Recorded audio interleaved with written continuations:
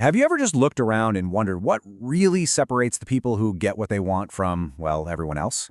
Today we're diving into that huge topic, how to get whatever you want. And I know it sounds like a massive promise, but the core idea we're going to unpack is actually surprisingly simple.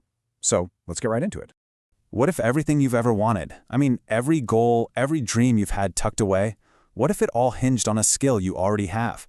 What if the secret to unlocking all that potential was just one single word? I know, it sounds way too simple to be true, right? But that's the big idea here.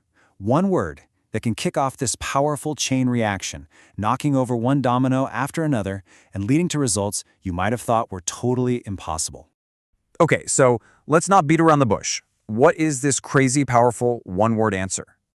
There it is, ask. Yep, that simple. The whole idea is that if there is one single art to truly master in your life, it is the art of asking. See, it's not enough to just be a good worker. You've got to become a master asker. Now, of course, it's not just about, shouting what you want into the void and hoping for the best. There's a real philosophy behind it. So let's dig into the 3 core rules of receiving that make asking so incredibly powerful. All right, these are the 3 big pillars of this whole concept. First, asking is what kicks the whole process off. Second, receiving isn't the hard part. It's actually a natural consequence. And third, the supply of what you can get is pretty much infinite. Let's break each of these down. Okay, rule number 1. Asking is the beginning. I want you to think of it like pushing a button on some super complex machine. You don't have to understand all the gears and wires and circuits inside. You just need to know that when you push that button, a whole unique mental and emotional process starts, and things just start moving. And this quote just nails it.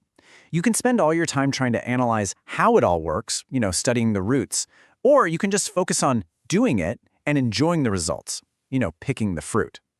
The big takeaway here is to just prioritize action over endless analysis. So now for rule number 2, and this one is so important. Receiving is automatic. The idea is that the system is already built to deliver. So if that's true, then the problem isn't with receiving at all. The real bottleneck, the real failure point, is just not asking clearly and consistently. This slide just lays it all out so perfectly. You can be a fantastic worker. That's the person on the left. You show up, you work your tail off, you've got all this energy. But if you haven't actually defined what you're asking for, you're a poor asker. You basically have a powerful engine, but no steering wheel and no destination. And that brings us to rule number 3. Receiving is like the ocean. This is such a powerful way to think about it because it goes completely against that scarcity mindset so many of us have. The idea that success is limited, that there's only so much to go around. This view says, nope, it's a vast, abundant ocean. So if you're standing in front of an entire ocean of possibility, what are you bringing with you? Some people show up with a teaspoon. Their whole mindset is about scarcity, so they make these tiny little asks. The challenge is to flip that perspective. See the abundance and trade that teaspoon in for a bucket or maybe even a pipeline. Okay, we've got the philosophy down, but how do we actually put it into practice? This next part covers a really simple 2-part formula: how to plan and how to believe. Part 1 is to ask intelligently. This means no mumbling, be crystal clear. How wide, how high, how soon, what size, what color.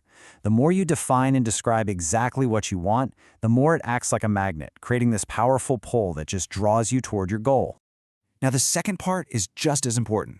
You've got to ask with faith. This is what's called the childish part of the whole equation. It means you have to set aside that skeptical, cynical, adult brain that immediately starts listing all the reasons why something won't work. You have to believe with the simple, pure faith of a kid. And here it is, the whole formula, all put together. You plan with the rigor, the detail, the intelligence of an adult. But once that plan is made, you believe in it with the unwavering, uncomplicated conviction of a child. That's the combination that really works. So, we have the philosophy and we have the formula. What's next? Well, it's time to go from theory to practice with a simple, practical challenge. Here's the challenge. Just try it for 90 days. Treat it like a personal experiment. For the next 3 months, just fully commit to this process of asking intelligently and believing childishly. Lean all the way in and just see what happens. And here's the best part. There's literally no risk. If at the end of 90 days you feel like it didn't work, hey, you can always go back to your old way of thinking and doing things, no harm, no foul. But what if it works? What if incredible things start to happen? Isn't that worth a 90-day shot? So we'll end on that note with a question for you to really think about. Forget the limitations for a second. Forget all your skepticism. If you truly, deep down, believed you would get it, what would you finally have the courage to ask for?